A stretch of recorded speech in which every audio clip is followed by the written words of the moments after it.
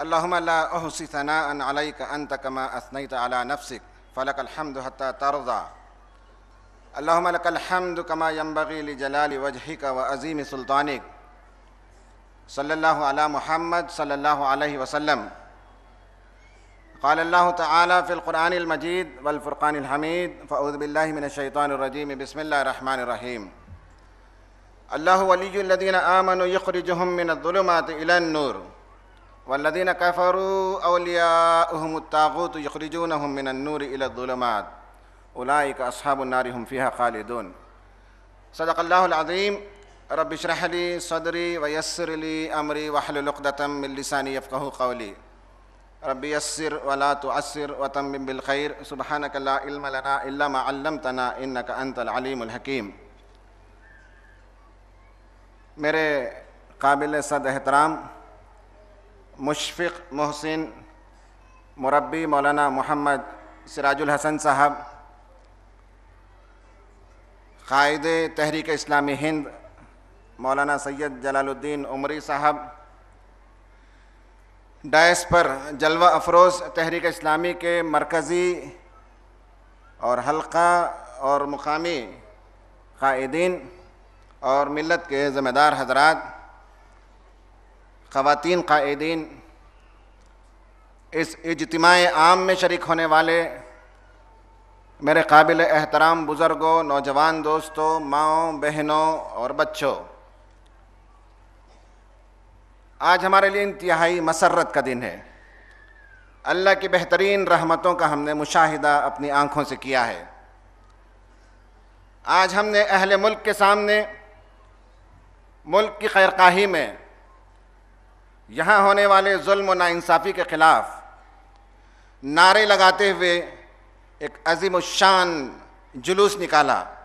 यूँ लगता था कि इंसानों का ठाटे मारता हुआ समंदर है। पहला काफ़िला जो इस गेट से निकला इंडियन एक्सप्रेस के सर्कल पर पहुँचा, तो आखिरी काफ़िला इस मस्जिद के गेट से निकला।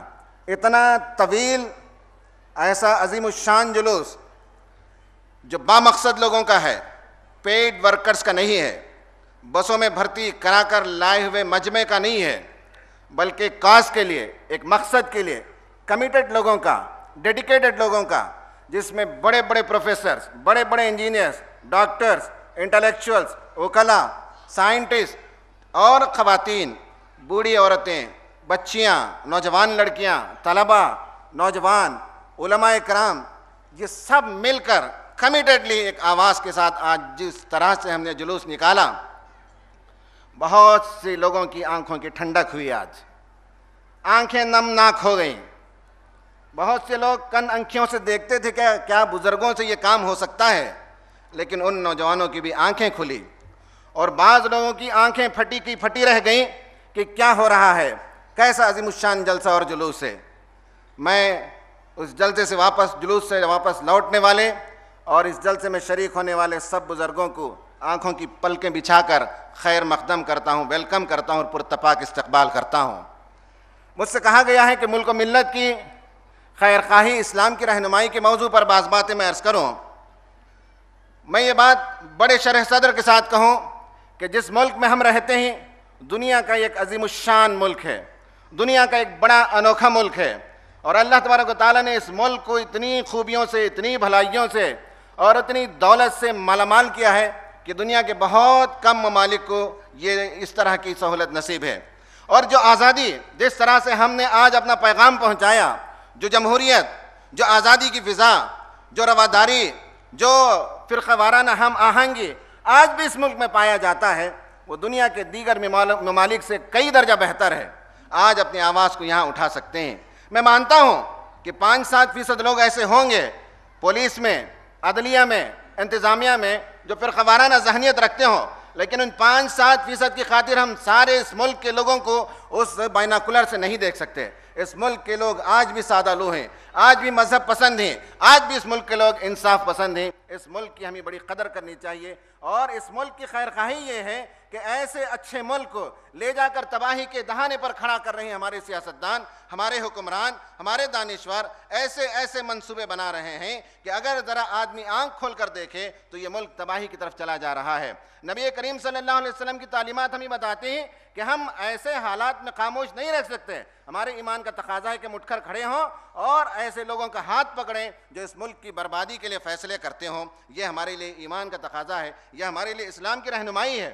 तो मैं ये अर्ज़ करता हूँ कि ऐसे बेहतरीन मुल्क में हम जीते हुए, जहाँ बेहतरीन खूबियाँ पाई जाती हैं, जहाँ हमारे लिए इस्लाम की दावत को आम करने के कुशादा माहौल पाया जाता है, जहाँ लोगों के कान खुले हुए हैं, जहाँ आंखें खुली आंखों के साथ लोग इस्लाम का मुताला करना चाहते हैं, ऐसे मुल्क में हमारे लिए बेहतरीन अपॉर्चुनिटीज़ और बेहतरीन मौक़े हैं। इस मौक़े का अगर हम इस्तेमाल नहीं करेंगे तो कल खुदा के यहाँ हम माखूज़ हो जाएंगे, हम पकड़े जाएंगे। इसलिए हमारा यह आज मौजू है कि हम इस मुल्क की खैरखाई में हमारे लिए क्या काम करना है और हमारे लिए क्या मंसूबा है। मैं मानता हूँ कि हमारा मुल्क जिस तरफ जा रहा है वो कोई अच्छा रुख नहीं है। यहाँ तीन बड़े बड़े मसाइल हैं जिसका हम तस्करा कर सकते हैं। एक मसला वो है जो ख़वातीन का मसला बड़े ज़ोर शोर के साथ गुज़िश्ता 2-4 महीने के अंदर उठाया गया है, और एक खातून के साथ इस्मत दरी का वाक़या हुआ, इंतहाई अफसोसनाक वाक़या है। और जिन जालिमों ने जिस सफाकी के साथ, जिस दरिंदगी के साथ इस वाक़े को अंजाम दिया, हम उसकी पुरज़ोर मजम्मत करते हैं, शदीद तरीन ज़बान में मजम्मत करते हैं। लेकिन हम उन नौजवानों से पूछना चाहते हैं जो बड़ी तादाद में सड़कों पर आए और लाइट जलाने लगे, कैंडल जलाने लगे, झंडे उठाने लगे, नारेबाजी करने लगे। 5,000 से ज़्यादा ख़वातीन का जब गुजरात के अंदर इस्मत दरी का वाक़या हुआ, इन नौजवानों की गीरत कहाँ किस खेत को चरने गई हुई थी, कहाँ इन लोगों की गीरत चली गई थी। और मुस्लिम ख़वातीन के जो पेटों को चीर कर मादर जनेन को और छोटे बच्चों को बरामद किया गया, ये कौन सी इंसानियत थी इस दरिंदगी का। कभी हमने इसके लिए हमने ना जुलूस निकाला, ना हमारे यहाँ के कुछ नौजवानों ने इसके लिए कोई बड़ी मुहिम चलाई। लगता है कि ये नौजवानों की तरफ से नहीं है, बल्कि ख़ास एक मीडिया का प्रोजेक्शन है, बाज़ लोगों की सोची समझी स्कीम है कि इस इश्यू को उठाकर आगे चल कर वो प्रोस्टिट्यूशन के लाइसेंसेस के लिए और बहुत सी चीज़ों के लिए इसको इस्तेमाल करेंगे। जिस तरह से हम देखते हैं कि 1980-1990 के आसपास में हुच ट्रेजिडी, यानी कि वो देसी शराब पीकर लोगों के मरने की खबरों को उठा कर बयान किया जाता था। बाद में मालूम है कि 2-4 साल के बाद शराब की लाइसेंसेस के लिए लाबियों ने ये सब कुछ प्रोपेगेंडा किया था, मीडिया के जरिए से उठाया था, इसलिए कि लोगों को मालूम हो गया कि देसी शराब पीकर मरने के बजाय शराब की लाइसेंसिंग हो जानी चाहिए। इस तरह से ख़वातीन के इस मसले को यूँ उठाया जाता है कि आखिरकार 2-4-5 साल के बाद कहबागरी सेक्स वर्कर्स के लिए लाइसेंसिंग का प्रोग्राम हो सकता है। हमें ऐसा अंदेशा लगता है ये जो उठाया जाता है तो इसके पीछे बड़े बड़े हाथ होते हैं। हम अफसोस ये है कि अवाम का हाल ये है कि वही देखते हैं जो दिखाया जाता है, वही पढ़ते हैं जो पढ़ाया जाता है, वही समझते हैं जो समझाया जाता है टीवी के मीडिया के जरिए से। हम इंडिपेंडेंटली गौर फिक्र करने के आदी नहीं हैं, इसलिए हमको लगता है कि बहुत बड़ा कारनामा हुआ। हम ये कहते हैं कि ख़वातीन के इस्मत दरी के जो वाक़यात हुए उसके लिए वर्मा कमीशन की रिपोर्ट में भी जो बातें हैं वो फेमिनिस्ट की आवाज़ है। उसमें ऐसी ऐसी बातें जो मौका नहीं है, इंशाल्लाह आगे वो बातें आएंगी कि उससे लगता है कि मर्द और औरत को एक दूसरे का फरीक बना दिया गया, एक दूसरे के खिलाफ जंग के लिए आमादा कर दिया गया। बीवी शौहर पर एतमाद नहीं करेगी, बल्कि ख़वातीन कहती हैं कि औरतों को ना अपने बाप पर एतमाद करना चाहिए, ना अपने भाई पर एतमाद करना चाहिए, ना अपने शौहर पर एतमाद करना चाहिए। क्या ऐसी तालीम है जो ये लोग देते हैं। ये ऑर्डिनेंस जो पास किया गया है इसके अंदर भी बहुत सी खराबियां हैं। तो मैं ये बताना मैं चाहता हूँ कि इस्लाम के अलावा औरतों की इस्मत और इफ़्फ़त के तहफ़्फ़ुज़ के लिए, उनके वक़ार को बुलंद करने के लिए, उनके मकाम को ऊंचा उठाने के लिए कोई पैगाम आज नहीं मौजूद नहीं है। दानिश्वरों के दिमागों के वो सारे सौते सूख चुके हैं, उनके पास कोई सल्यूशन मौजूद नहीं है सिवाय इसके कि ऑर्डिनेंस पास करेंगे, मर्दों को जो है तख्ता-ए-दार पर लटकाने की बात करेंगे या केमिकल कैस्ट्रेशन के ज़रिए से उनकी मर्दानगी की क़ुव्वत को ख़त्म करने की बात करेंगे। लेकिन इंसाफ देने और इंसानियत की बात करने के लिए इनके पास कोई सल्यूशन मौजूद नहीं है। पहला मसला इस मुल्क का ये है। दूसरा मसला इस मुल्क के अंदर हम देखते हैं वह है दहशत गर्दी के इल्ज़ाम में किस तरह से मुस्लिम नौजवानों को बेदरीग पकड़ा गया। सिर्फ कर्नाटक की बात जो लोग डाटा बताते हैं, यहाँ 300-400 से ज़्यादा वो लोग नौजवान हैं जो मासूम हैं और खामखा उन पर दहशतगर्दी के इल्ज़ाम में जो फंसाया जा रहा है। हमें मालूम है कि 1890 से यह मसला शुरू हुआ कि जब यहाँ की छोटी ज़ात के लोग अपने लिए आज़ादी मांगने लगे, अपने लिए तालीम मांगने लगे, तो बाज़ तबकों ने महसूस किया कि हमारे लिए ख़तरा है, तो उन्होंने उसको रुख मोड़ दिया और हिंदू मुस्लिम फसादात की तरफ रुख मोड़ दिया। 1890 से लेकर 2002 तक तकरीबन 110 साल तजुर्बा था कम्युनल राइट्स का। उसके बाद क्या हुआ, 202 में गुजरात का शर्मनाक वाक़या हुआ और उसके बाद इन्होंने एक दूसरी तरकीब सोची, वो ये कि हर जगह बम धमाके होने लगे और कुछ अरबी नाम, कुछ फारसी नाम, कुछ मुसलमानों के नाम इस तरह से लगाने लगे। मीडिया ने मुसलमानों की एक अजीब गरीब तस्वीर बनाई। मीडिया ने क्या तस्वीर बनाई, जैसे ही बम धमाका होता है दहशतगर्द की एक तस्वीर बनाई जिसका एक कुर्ता है, जिसका एक पायजामा है, जो एक टोपी पहना हुआ आदमी है। लेकिन हम सल्यूट करते हैं करकरे को कि करकरे का बड़ा एहसान है कि उसने दहशतगर्द की जो तस्वीर मीडिया ने बनाई थी, उस दहशतगर्द के पायजामे को निकाला तो अंदर से खाकी चड्डी नजर आई। उसने कुर्ते को निकाला, उसने उस दहशतगर्द के कुर्ते को निकाला तो अंदर से जाफरानी टवल नजर आया। उसने उस दहशतगर्द की टोपी को निकाल कर फेंका तो अंदर से जुट भी नजर आने लगा। तब इस मुल्क के लोगों के सामने पता चला कि दहशतगर्दी का असली चेहरा क्या है। यह दूसरा मसला है कि मुसलमानों के साथ ये नाइंसाफ़ी हो रही है और इस्लाम की तस्वीर को मस्क की जा रही है। हालांकि इस्लाम अमन आलम का मजहब है। इस्लाम इंसानियत, उखुवत, भाईचारे की, सलामती की दावत देता है। उसकी तालीम को मस्क करने के लिए ये दूसरी कोशिश है। और तीसरा मसला हमारे मुल्क का वो है हमारे सियासतदान यहाँ के 20% अवाम के लिए मनसूबाबंदी करते हैं, यहाँ करोड़ों के प्रोजेक्ट्स बनाते हैं, लेकिन उसका फ़ायदा अमीरों को पहुँचता है। गरीबों का हाल यह है कि आए दिन उनकी ज़िंदगी तंग से तंगतर होती चली जाती है। हमारे मुल्क के अंदर ऐसे MDs पाए जाते हैं जिनकी माहाना आमदनी 7 करोड़ रुपए है, जिनकी माहाना तनख्वाह, और इस मुल्क के 3/4 यानी 75% अवाम ऐसे हैं जिनकी माहाना आमदनी 700 रुपए है। एक तरफ 700 रुपए में जिंदगी बसर करने वाले, एक तरफ 7 करोड़ रुपए माहाना आमदनी कमाने वाले। और आम लोगों से पूछे बस की कीमत, बेंगलुरु के अंदर अभी बसों की कीमतों में इजाफा कर दिया गया। 1 साल के बाद आप उठाकर देखिए हमारे ये बस ट्रांसपोर्ट कारपोरेशन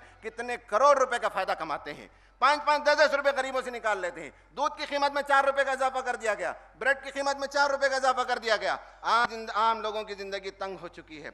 सवाल यह है कि यह सब कुछ कैसे हुआ। इस मुल्क के अंदर उम्मत मुस्लिमा बसते हुए जिसे अल्लाह ताला ने इंसानियत का कायद बनाकर उठाया था, इंसानियत की रहनुमाई के लिए खड़ा किया था, आखिर इस उम्मत से वो लगाम कैसे फिसल गई, कैसे इस उम्मत ने उस कंट्रोल को छोड़ दिया और ये उम्मत खुद दरबदर की ठोकरें खाने में लग गई है। ये सबसे बड़ा सवाल है, इसका जवाब हमें तलाश करने की ज़रूरत है। कुरान मजीद में बताता है कि इस उम्मत को अल्लाह तबारक व तआला ने नूर नवाजा था और रोशनी अता की थी। जिस मसले पर भी उस रोशनी को हम डालते थे वो मसला बहुत नुमायां होकर सामने आता था और उस मसले का हल हमारे सामने आता था। कुफ्फार का मसला ये है, वल्लदीन कज़्ज़बू बिआयातिना सुम्मुन व बुक्मुन फिद्दुलुमात मन यशअल्लाहु यदलिलहु। कुरान कहता है कि कुफ्फार का मामला, जो अल्लाह ताला की हिदायत को तस्लीम नहीं करते, वो बहरे हैं, वो गूंगे हैं, वो अंधेरे में टामक टोई मारते हैं और उनके सामने जलालत के अलावा कोई चीज़ और नहीं है। कुरान मजीद कहता है वल्लदीन कफरू औलियाउहुमुत तागूत युखरिजूनहुम मिनन नूर इला ज़ुलुमात। काफिरों का वली शैतान बन जाता है और उनको नूर से लेकर अंधेरे की तरफ ले जाता है। लेकिन मुसलमानों के लिए ऐसा तो मामला नहीं था। मुसलमानों के बारे में कुरान मजीद ने कहा क़द जाअकुम मिनल्लाहि नूरुन व किताबुम मुबीन। ऐ लोगों, तुम्हारे पास अल्लाह ताला की तरफ से नूर यानी किताब मुबीन आ चुकी है, लेकिन उस नूर का फ़ायदा हमने नहीं उठाया। कुरान मजीद हमको कहता है अलिफ लाम रा किताबुन अंज़लनाहु इलैका लितुख़रिजन नास मिनज़्ज़ुलुमाति इलन नूर। अल्लाह ने इस किताब को नाजिल किया ताकि तुम लोगों को अंधेरे से उजाले की तरफ ले आओ। लेकिन बड़ा मसला ये हुआ कि इस उम्मत पर भी अल्लाह ताला ने अंधेरे का अज़ाब मुसल्लत कर दिया। खुद हम अंधेरे में मौजूद हैं और ख़ुद हमारी सूरत हाल ये है कि हम पर वो बातें आया नहीं हो रही। एक छोटा सा तबका है जो इसको लेकर आगे बढ़ रहा है। मुसलमानों की जो सूरत हाल है उसका भी थोड़ा सा जायज़ा लें। मुसलमानों का एक तबका वो है जिसे एक दुनिया की सूरत हाल से कोई लेना देना नहीं है। वो सुबह शाम अपनी दौलत, अपने बैंक बैलेंस को बढ़ाने में लगे हुए हैं और जो जितना बड़ा करोड़पति है उतना ज़्यादा परेशान हाल है। करोड़पति ज़्यादा परेशान हाल है, लखपति उससे ज़रा कम परेशान है और साहूकार उससे ज़रा कम परेशान है। करोड़पति है तो मिस कॉल देगा, लखपति है तो SMS देगा और साहूकार बेचारा है तो वो कॉल कर लेगा। ये हालत इस वक्त दुनिया की है कि जो जितना बड़ा करोड़पति है वो उतना परेशान हाल है। उसे दुनिया की सूरत हाल से, उम्मत मुस्लिमा की सूरत हाल से कोई लेना देना नहीं है। उम्मत का एक दूसरा तबका है जो इस्लाम की तरफ आता है, लेकिन आने के साथ वो तंग नज़र हो जाता है, उसका नुक्ते नज़र तंग हो जाता है। वो समझता है कि इतने दरूद पढ़ने के नतीजे में इतने साल की इबादत, इतने साल के गुनाहों की मग़फ़िरत हो जाती है, तो फिर आखिर जंग बदर की, जंग उहद की, जंग हुनैन की सहाबा को क्या ज़रूरत पड़ी थी? वो भी तो दरूद पढ़ के बैठ सकते थे और 80-80 साल के गुनाहों की मग़फ़िरत चाह सकते थे। वो भी तो सिर्फ वो भी चाहते थे तो अपने खातिमा बिल खैर के लिए मिसवाक ही से काम चला सकते थे। आखिर इनको क्या पड़ी थी कि तलवारों को लेकर निकलते थे। और हमें बताया गया कि जंग मोता में हजरत खालिद बिन वलीद की 18 तलवारें खत्म हो गई थी। 18 मिसवाक खत्म नहीं हुए थे, 18 तलवारें उनकी टूट गई थी। आखिर सहाबा कराम का दीन और हमारे दीन के अंदर इतना फ़र्क क्यों है कि वो दीन को बहुत कीमती मानते थे और दीन के लिए जान फिशानी करते थे, और हम सस्ते दामों में जन्नत खरीदना चाहते हैं। यह हमारा मामला है। दूसरा मामला यह कि जैसे ही दीन का शऊर हमें आता है, हम फौरन लोगों को गुमराह बनाने, लोगों को 72 फ़िरक़ों में से, जहन्नमी फ़िरक़ों में से फलां बनाने में हम बहुत दिलचस्पी लेते हैं। कुरान मजीद कहता है कि ये तुम्हारी जिम्मेदारी नहीं है कि लोगों को जन्नत और जहन्नम के फैसले सुनाओ। ये तो अल्लाह तबारक व तआला का मसला है कि वह अल्लाह ताला जिसे चाहेगा वो जन्नत में भेजेगा और जिसे चाहेगा अल्लाह ताला जो जहन्नम की तरफ भेजेगा। ये तो हमारी जिम्मेदारी नहीं है। लेकिन हमारा मसला ये है कि हम बहुत शौक़ के साथ अल्लाह ताला का जो काम है वो हम करते हैं और हमारा काम अल्लाह ताला के हवाले करते हैं। हमारा काम था दावत का काम पहुँचाना। हम कहते हैं कि परवरदिगार दुनिया में हिदायत की हवाएं तू चला दे, लेकिन जन्नत और जहन्नम का मामला हम तय करेंगे। यह हमारा मामला हो चुका है उम्मत मुस्लिमा का। ऐसे में जो जमात की जो दावत है इस वक्त इस इज्तिमा आम के ज़रिए से, वो ये है कि उम्मत मुस्लिमा के नौजवानों को आज भी यकीन की शमा रोशन करनी चाहिए। जो दुनिया के अंदर जो नई लहरें उठ रही हैं, और ये लहरें कहाँ से उठी हैं? इस वक्त टुनीशिया से उठी हैं, जहाँ के मुसलमानों ने एक नई ज़बान को दरियाफ्त किया है और जुल्म के ख़िलाफ़ आवाज़ उठाई। और वहाँ का जो हुक्मरान था और जो डिक्टेटर था, जो 23 साल से वहाँ विराजमान था, उसके कदम उखड़ गए और कई केजी सोना लेकर उसे भागना पड़ा। ऐसी दुर्गत उसकी बना दी मुस्लिम नौजवानों ने। हमारे लिए ये सबक है कि हम भी इंशाअल्लाह ऐसे ही यहाँ के जालिम हुक्मरानों को इस मुल्क से निकलने का रास्ता बताएंगे। या तो वो मुल्क की खिदमत करें या फिर वो मुल्क जो है खैर खाहों के हवाले करें। फिर उसके बाद एक नई ज़बान मुस्लिम नौजवानों ने दरियाफ्त की। मुस्लिम नौजवानों ने एक दूसरी ज़बान फिर देखी हमने, वो तहरीर स्क्वायर में कैसी कैसी अज़ियतनाक सज़ाएँ 60 साल तक इख्वानुल मुस्लिमीन की इन्होंने दी हैं। लेकिन उसके बावजूद इख्वानुल मुस्लिमीन का ईमान, उनका वलवला, उनका जोश, उनका अज़्म उनके नौजवानों का हमारे लिए मिसाल है कि वो तहरीर स्क्वायर पर आए। और ऐसे लोग जो वहाँ जो विराजमान थे, जो मुसल्लत थे, वो अमेरिका के पक्के चेले चांटे थे, अमेरिका के हवाली मवाली और चमचे थे। ऐसे लोगों को भी कदम उखाड़ दिए। 15 दिन का मुहासरा काफ़ी था। और 15 दिन के मुहासरे के अंदर क्या है? ये नबी करीम सल्लल्लाहु अलैहि वसल्लम की सुन्नत है। बनी कैनुका जिन्होंने मुसलमानों के साथ छेड़छाड़ किया, अल्लाह के रसूल ने उनके मोहल्ले का मुहासरा कर लिया। मजबूर होकर हथियार रखकर बनी कैनुका को मदीने से निकलना पड़ा। इसी तरह अल्लाह के रसूल सल्लल्लाहु अलैहि वसल्लम ने खैबर के यहूदियों का भी मुहासरा किया, मजबूर होकर उनको वहाँ से निकलना पड़ा। यही वो सबक था, सीरत का सबक, कि तहरीर स्क्वायर में उन्होंने मुहासरा किया और 15 दिन के अंदर वहाँ का जो डिक्टेटर था, जो वक्त का फ़िरौन था, वो वक्त का फ़िरौन ज़िल्लत के समंदर में डूब गया। पुराना फ़िरौन तो नमक के समंदर में डूबा, लेकिन ये ज़लील और रुस्वा होकर यहाँ उसे अपने तख्त से उतरना पड़ा। ये दूसरा सबक है। फिर उसके बाद इसी से सबक पाकर ऑक्यूपाई वॉल स्ट्रीट, कितने अमेरिकी गैर मुस्लिमीन और अमेरिका के आम लोग ऑक्यूपाई वॉल स्ट्रीट का मूवमेंट चलाते हैं और सारी दुनिया में 1500 शहरों में ये मुहिम चलती है। ये नई ज़बान दरियाफ्त की गई है और हमें उम्मीद है कि इस मुल्क के अंदर भी तहरीक इस्लामी के नौजवान इस नई ज़बान से इस मुल्क की इस्लाह करेंगे, इस नई ज़बान से इस मुल्क की तकदीर को बदलेंगे, इस मुल्क को संवारेंगे। इसके लिए ज़रूरी है कि सबसे बड़ा जो काम करना है वो इज्तिमाइयत से वाबस्ता होना है। इज्तिमाइयत के बगैर बिखरे बिखरे होकर कोई काम इस दुनिया के अंदर अंजाम पा नहीं सकता। इज्तिमाइयत की तालीम इस्लाम देता है। और ये याद रहे कि इज्तिमाइयत का बिखर जाना, इज्तिमाइयत का टूट जाना, उम्मत मुस्लिमा का फ़िरक़ों में बट जाना, ये खुदा के अजाबों में से एक बड़ा अजाब है। ये खुदा की तरफ से नेमत नहीं है। कुरान मजीद एक जगह कहता है कि अल्लाह तबारक व तआला ने जो अजाब, मुख्तलिफ अजाबें भेजे हैं कौमों पर, उनमें से एक अजाब का कुरान जिक्र करता है, एक जगह बताता है। कुल हुवल कादिरु अला अन यबअसा अलैकुम अज़ाबम मिन फौकिकुम औ मिन तहती अर्जुलिकुम औ यल्बिसकुम शियअ व युज़ीक़ु बअज़कुम बअस बाज़ा। कहता है कि अल्लाह ताला जब अज़ाब नाजिल करता है तो कभी आसमान से अज़ाब नाजिल करता है, कभी ज़ेर ज़मीन अज़ाब नाजिल करता है। ये दो कैटेगरी तो जानते हैं। तीसरी कैटेगरी का अल्लाह ने जिक्र फरमाया, या फिर तुम्हारी जमीयत को पारा पारा कर दिया जाए, तुम मुंतशिर हो जाओ, तुम्हारी जमात की क़ुव्वत अगर ख़त्म हो जाए तो समझो कि अल्लाह ताला के अज़ाब में से एक अज़ाब है। तो इसलिए मालूम होता है कि इज्तिमाइयत की तरफ लौटना, मकसद की तरफ लौटना, एक अमीर की तरफ लौटना, एक मंसूबे की तरफ लौटना आज उम्मत की ज़रूरत है। और अल्लाह का फजल है कि उम्मत के नौजवानों के अंदर आज जोश है, वलवला है, और पिछली नस्लों से ज़्यादा आज की नई नस्ल इक्विप्ड है। वो सॉफ्टवेयर की दुनिया जानते हैं, वो कंप्यूटर की दुनिया जानते हैं, वो इस्लाम को अरबी से समझने की कोशिश करते हैं। नई नस्ल के लड़कों में भी लड़कियों में भी बड़ी खूबी पाई जाती है। हद ये है कि आप फेसबुक खोलिए, इंटरनेट में जाइए, बेशुमार मुस्लिम नौजवान और नौजवान लड़के और लड़कियां मिलेंगे जो इस्लाम की खिदमत की बात करते हैं। लेकिन ज़रूरत है कि इज्तिमाइयत की तरफ वो लौट कर आएँ। याद रखिए कि अल्लाह के रसूल सल्लल्लाहु अलैहि वसल्लम ने फरमाया था, हज़रत मुआज़ बिन जबल रज़ी अल्लाह तआला अन्हु उसके रावी हैं, मिशकात में इस हदीस को नकल किया गया है। नबी सल्लल्लाहु अलैहि वसल्लम ने फरमाया कि भेड़िया उस बकरी पर हमला करता है जो बकरी अपने रेवड़ से अलग हो जाती है। आगाह रहो कि शैतान भी उन इंसानों पर हमला करता है जो इज्तिमाइयत से अलग हो जाते हैं। फिर आपने फरमाया, ऐ लोगो, अलग अलग पगडंडियों पर मत चलना, अलग अलग पगडंडियों पर मत चलना, बल्कि तुम्हारे लिए ज़रूरी है कि जमात और आम्मतुल मुस्लिमीन के साथ रहो। आपने देखा होगा डिस्कवरी चैनल में कि ज़ीब्रे जब ग्रुप में होते हैं तो शेर अटैक नहीं कर पाता, शेर की हिम्मत नहीं होती। अल्लाह ताला ने ज़ीब्रे को जो धारियाँ दी हैं, वो धारियाँ सिर्फ हुस्न के लिए नहीं है, अपने बचाव के लिए भी अल्लाह ताला ने उनको धारियाँ दी हैं। जब ज़ीब्रे ग्रुप में होते हैं तो धारियाँ ऐसी होती हैं कि शेर कन्फ्यूजन के शिकार हो जाता है और किसी एक ज़ीब्रे पर उसकी निगाह टिक नहीं पाती।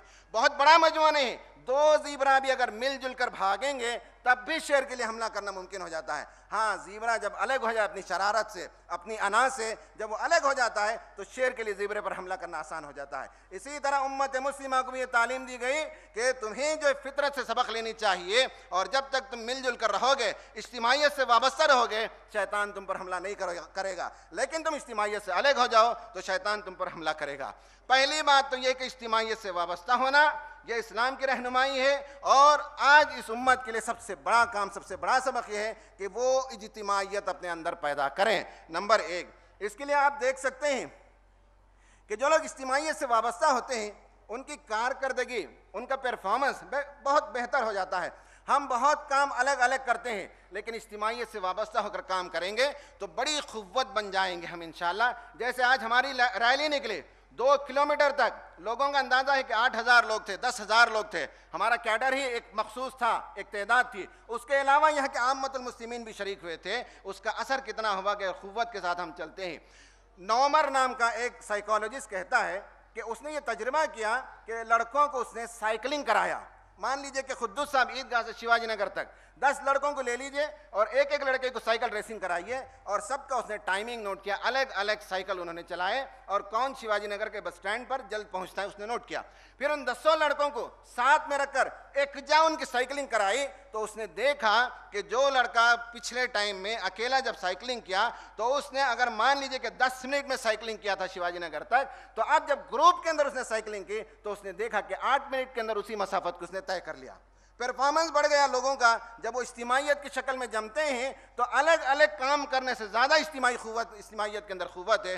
तो मेरे दोस्तों, मेरे नौजवानों, अजीज़ों, सबसे बड़ा काम यह है कि हमको इज्तिमाइयत से वाबस्ता होना है। आज का ये इज्तिमा जमात इस्लामी का इसीलिए है कि बेंगलुरु के अंदर में आवाज़ लगाएं कि मुसलमानों इज्तिमाइयत पैदा करो। देखिए, उसके आम ज़बान में हम कहते हैं इत्तिहाद पैदा करना। इत्तिहाद पैदा करना ये आम ज़बान है। इस्लामी ज़बान ये कि इज्तिमाइयत पैदा करो। इज्तिमाइयत के अंदर एक नस्बुलाइन होता है, इज्तिमाइयत के अंदर एक अमीर होता है, एक पैगाम होता है, एक मंसूबा होता है। तो पहला काम इज्तिमाइयत पैदा करना। दूसरा काम वो ये है कि इस्लाम की रहनुमाई वही है जो नबी करीम सल्लल्लाहु अलैहि वसल्लम की रहनुमाई है। नबी सल्लल्लाहु अलैहि वसल्लम की सीरत के जलसे होते हैं, आपके अखलाक आलिया और आपके जो सिफात थी वो तो बयान किए जाते हैं, लेकिन आपका जो मंसूबा था 23 साल के अंदर जो इनकलाब बर्पा किया वही हमारे लिए रहनुमाई है। मक्के के अंदर 13 साल के अंदर एक ही पॉइंट पर आपने काम किया, वो है दावत। और दावत इल्मी अंदाज से भी, इंसानी खिदमत के हवाले से भी बहुत पुरजोर अंदाज से उठाया।